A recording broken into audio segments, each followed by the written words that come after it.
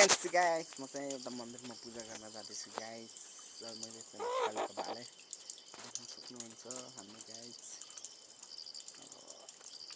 मैले पूजा गर्नलाई मन्दिर हिँडेको। हजुरहरू पनि सबैलाई ह्याप्पी दसैँ भन्न चाहन्छु म। गाइसहरू देख्न सक्नुहुन्छ। सो उता पारी बल्थुङ वेदर पनि कस्तो कि अर्कै डुम्म भइरहेछ। वेदर पनि खासै खुलेको छैन। अनि यस्तो हेर्नु न डाँडा काँडा गाइसहरू। उता भाइहरू चाहिँ उता गइरहेको छ। भाइको पनि पूजा गर्ने अरे गाइस। त्यो अब हजुरहरूले के छ त हजुरहरूको नयाँ नौलो भन्न चाहन्छु। बसिरहेको भाइहरूलाई पर्खिरहेको भाइहरू आउँछ होला। भाइहरूसँग जानुपर्छ भन्ने म जानकारी पाएँ।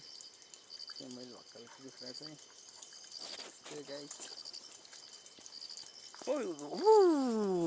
गाइस हजुरलाई म मन्दिरमा गएर देखाउँछु ल गाइसहरू।